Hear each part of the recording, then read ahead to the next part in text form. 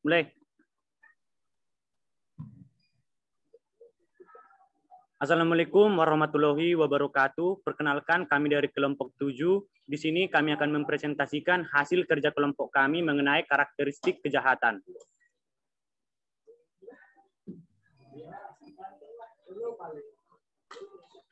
Adapun kami kelompok 7 terdiri dari anggota yang pertama, 1. Ronang Tio Rumapea, NPM 201, 201, 1003, 2. Ivan Gabriel, MP Siahaan, NPM 205, 201, 1069, 3. Ahmad Rizkon, NPM 201, 201, 1333, 4. Mela Sabrina Maharani, NPM 201, 201, 1275.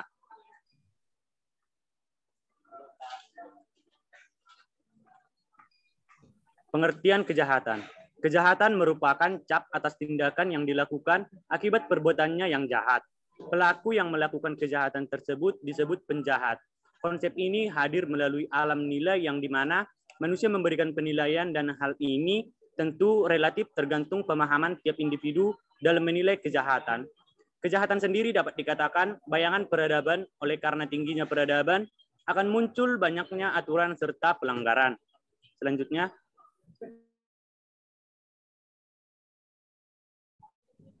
berikut ini pengertian kejahatan dari berbagai sumber. Yang pertama, menurut Kamus KBBI, kejahatan adalah perilaku yang bertentangan dengan nilai-nilai dan norma-norma yang berlaku yang telah disahkan oleh hukum tertulis, yaitu hukum pidana. Kedua, secara etimologis, makna kejahatan adalah suatu perbuatan manusia yang mempunyai sifat jahat seperti membunuh, mencuri, merampok, dan lain sebagainya. 3. Menurut W.A. Bonger, mengatakan bahwa kejahatan adalah perbuatan yang sangat antisosial yang memperoleh tantangan dengan sadar dari negara berupa pemberian penderitaan. 4.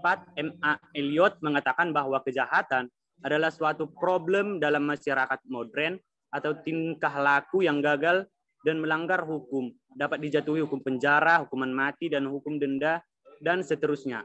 Berikutnya,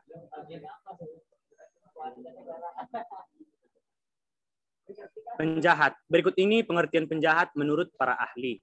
Mobil Eliot dalam Hari Sahiroji mengatakan penjahat adalah orang yang gagal dalam menyesuaikan dirinya dengan norma-norma masyarakat, sehingga tingkah lakunya tidak dapat dibenarkan oleh masyarakat. 2. Lambrose ketika mengadakan penelitian kepada sejumlah narapidana di Italia pada bagian-bagian badan secara antropometris cenderung mengatakan bahwa penjahat adalah orang-orang yang mempunyai ciri-ciri fisik tertentu, misalnya telinga lebar, hidung pesek, dahi lebar, dan lain-lain. Dengan ciri-ciri seperti itulah maka seseorang dikatakan sebagai penjahat. Ketiga, menurut Su Titus Reid, bahwa suatu perbuatan itu dikategorikan sebagai kejahatan menurut hukum, yaitu yang pertama, kejahatan dilakukan dengan sengaja. Yang kedua, perbuatan adalah pelanggaran terhadap hukum pidana. Yang ketiga, perbuatan jahat dilakukan tanpa ada suatu pembelaan atau pembenaran yang diakui secara hukum. Keempat, kejahatan adalah suatu perbuatan atau pelanggaran yang diberikan sanksi oleh negara. Selanjutnya,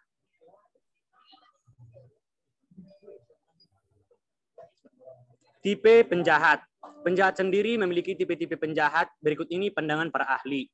Menurut Marshall B. Klinat dan Richard Quinney, memberikan 8 tipe kejahatan yang didasarkan pada 4 karakteristik, yaitu yang pertama, karir penjahat dari si pelanggar hukum. Yang kedua, sejauh mana perilaku itu memperoleh dukungan kelompok. Yang ketiga, hubungan timbal balik antara kejahatan pola-pola perilaku yang sah.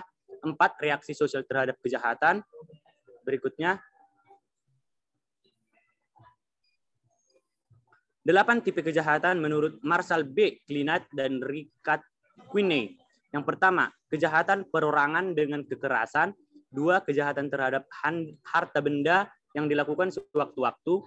3. Kejahatan yang dilakukan dalam pekerjaan dan kedudukan tertentu yang pada umumnya dilakukan oleh orang yang berkedudukan tinggi. 4. Kejahatan politik yang meliputi pengkhianatan, spionase, sabotase, dan sebagainya. 5. Kejahatan terhadap ketertiban umum. 6. Kejahatan konvensional. 7. Kejahatan terorganisasi. 8. Kejahatan profesional. Selanjutnya, tipe kejahatan menurut Gerson W. Bawengan. Ia membagi menjadi 9, yaitu the causal offender, 2 the occasional criminal, 3 the episodic, 4 the white collar criminal, 5 the habitual criminal, 6 the professional criminal, 7 organized crime, 8 the mentally abnormal criminal, 9 the normalisius criminal. Selanjutnya premanisme. Premanisme berasal dari bahasa Belanda Vrijman yang berarti orang bebas, merdeka, dan kata isme berarti aliran. Premanisme adalah sebuah istilah yang diberikan kepada suatu kelompok yang sering melakukan tindakan-tindakan kejahatan seperti misalnya pemerasan, penganiayaan, intimidasi, dan lain sebagainya yang meresahkan dan mengganggu ketertiban umum. Fenomena preman di Indonesia mulai berkembang pada saat ekonomi semakin sulit dan angka pengangguran semakin tinggi. Akibatnya, kelompok masyarakat usia kerja mulai mencari cara untuk mendapatkan penghasilan. Biasanya melalui pemerasan dalam bentuk penyediaan jasa yang sebenarnya tidak dibutuhkan. Preman sangat identik dengan dunia kriminal dan kekerasan karena memang kegiatan preman tidak lepas dari kedua hal tersebut. Contoh premanisme. Yang pertama, preman di terminal bus yang memungut pungutan liar dari supir-supir yang bila ditolak akan berpengaruh terhadap keselamatan supir dan kendaraannya yang melewati terminal. Yang kedua, preman di pasar yang memungut pungutan liar atau pungli dari pedagang kaki lima yang bila ditolak akan berpengaruh terhadap dirusaknya lapak yang bersangkutan. Yang ketiga, preman berkedok sebagai tukang parkir di ATM, toko, dan lain-lain yang berpura-pura menaruh karcis atau tanpa karcis di motor. Sementara pemilik di depan motor atau kendaraannya sendiri. Yang keempat, preman berkedok taksi di stasiun Gambir, yang biasanya langsung mengambil barang-barang penumpang dan memasukkan ke bagasi taksi. Yang kelima, preman derek liar di jalan tol. Yang keenam, polisi-polisi CP atau pengatur lalu lintas palsu, yang justru lebih sering membuat kemacetan. Dan yang terakhir, wartawan yang terkadang suka memeras. Unsur-unsur kejahatan. Secara umum, kejahatan harus mencakup unsur-unsur sebagai berikut. Yang pertama, harus ada sesuatu perbuatan manusia. Berdasarkan hukum pidana positif yang berlaku di Indonesia, yang dapat dijadikan subjek hukum hanyalah manusia. Hewan tidak dapat dituduh melanggar hukum. Demikian pula badan hukum. Badan hukum dapat melakukan perbuatan hukum dan dapat menjadi subjek hukum. Akan tetapi, badan hukum tidak dapat dituntut hukum pidana. Hal ini sesuai dengan sifat hukum pidana kita yang bersandar pada ajaran yang mengharuskan adanya unsur dosa pada orang yang melakukan perbuatan terlarang. Namun seiring perkembangan perundang-undangan di Indonesia, maka badan hukum dapat pula dituntut. Misalnya dalam UU Korupsi dan UU Perikanan, di mana badan hukum dikenakan pidana denda dan sanksi administrasi. 2. Perbuatan itu harus sesuai dengan apa yang dirumuskan dalam ketentuan pidana. Untuk hal ini perlu diselidiki apakah unsur-unsur yang dimuat dalam ketentuan hukum itu terdapat di dalam perbuatan. Yang ketiga, harus terbukti adanya dosa pada orang yang berbuat. Untuk dapat dikatakan seseorang berdosa, tentu dalam hukum pidana diperlukan adanya kesadaran pertanggungjawaban. Adanya hubungan pengaruh dari keadaan jiwa orang atas perbuatannya. Kehampaan alasan yang dapat melepaskan diri dari pertanggungjawaban. 4. Perbuatan itu harus berlawanan dengan hukum.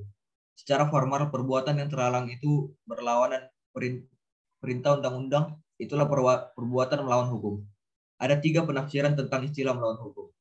Simmons mengatakan melawan hukum artinya bertentang dengan hukum. Bukan saja dengan hukum subjektif, juga hukum objektif. Pompe memperluas lagi dengan hukum tertulis dan hukum tidak tertulis. Menurut anggapan Noyon, melawan hukum artinya bertentangan dengan hak orang lain. Sedang menurut Hogerat bahwa melawan hukum berarti tanpa wewenang atau tanpa hak. 5. Terhadap perbuatan itu harus tersedia ancaman hukuman di dalam undang-undang. Tidak boleh suatu perbuatan dipidana kalau sebelumnya dilakukan belum diatur oleh undang-undang. Undang-undang hanya berlaku untuk ke depan dan tidak berlaku surut. Atas ini dikenal dengan sebutan nullum delictum nulla poen sine praevia lege poenali. Asas ini telah diletakkan pada pasal 1 ayat 1 KUHP.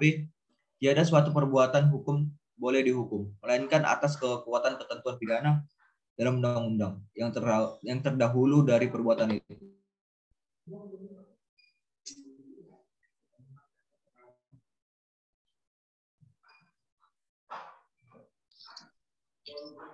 Selanjutnya, relativitas kejahatan.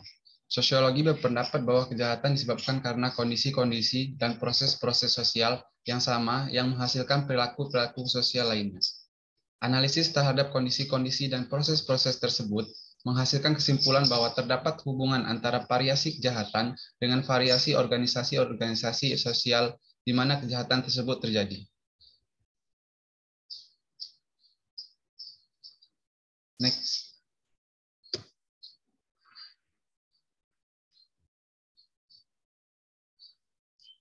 Tinggi rendahnya angka kejahatan berhubungan erat dengan bentuk-bentuk dan organisasi-organisasi sosial di mana kejahatan tersebut terjadi. Maka angka-angka kejahatan dalam masyarakat, golongan-golongan masyarakat, dan kelompok-kelompok sosial mempunyai hubungan dengan kondisi-kondisi dari proses-proses, misalnya seperti gerak sosial, persaingan dan penentangan kebudayaan, ideologi, politik, agama, dan ekonomi.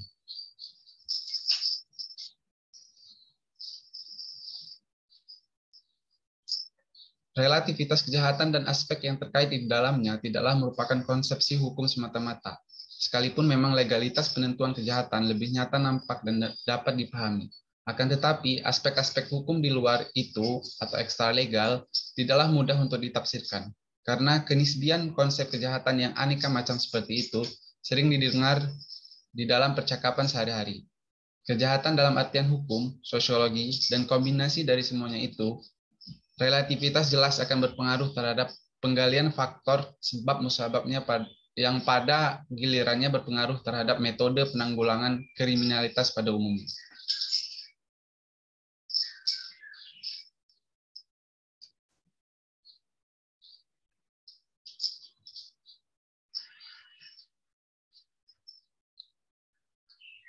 Tentunya relativitas kejahatan memerlukan atau bergantung kepada ruang dan waktu, serta siapa yang menamakan sesuatu itu adalah kejahatan. Misdeed is benaming yang berarti tingkah laku didefinisikan sebagai jahat oleh manusia yang tidak mengkualifikasikan diri sebagai penjahat. Meskipun kejahatan itu relatif, ada pula perbedaannya antara mala in se dengan mala in prohibita. Mala in se adalah suatu perbuatan yang tanpa dirumuskan sebagai kejahatan sudah merupakan kejahatan. Sedangkan mala in prohibita adalah suatu perbuatan manusia yang diklasifikasikan sebagai kejahatan apabila telah dirumuskan sebagai kejahatan dalam peraturan perundang-undangan. Selanjutnya, akibat yang ditimbulkan oleh kejahatan.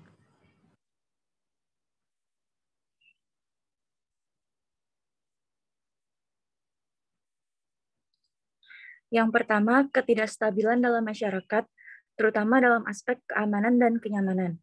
Pastinya setiap individu akan merasa waspada dan berhati-hati apalagi jika ia berada di zona wilayah kriminalitas tersebut terjadi. Yang kedua, menimbulkan sikap was-was. Sikap inilah yang bisa membuat masyarakat menjadi menutup diri. Tentunya hal ini akan berpengaruh terhadap kondisi di masyarakat. Selain itu, dampak yang akan membuat wilayah dan daerah tersebut menjadi sulit maju dan berkembang.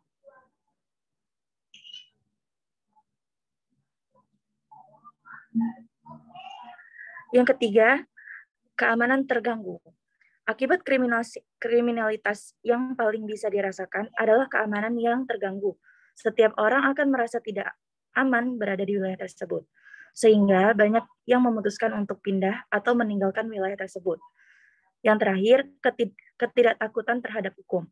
Adanya ketidaktakutan lagi terhadap hukum yang berlaku sebagai contoh kejahatan korporasi. Akibatnya mereka akan merasa terbiasa saat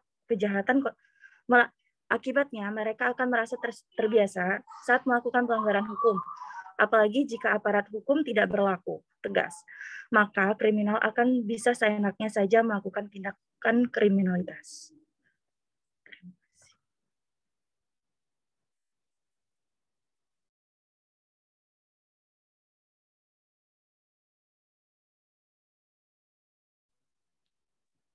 Kemudian, akibat yang merugikan hukum ada merugikan negara. Tindak kriminalitas seperti korupsi, kolusi, dan nepotisme tentu akan berakibat pada kerugian negara. Tindakan kejahatan ini merupakan salah satu tindak kriminal yang marak terjadi di negeri ini. Apalagi hukuman yang menjerat para koruptor masih dirasa kurang tegas dan berat jika dibandingkan dengan apa yang mereka perbuat seperti hukuman koruptor di Cina.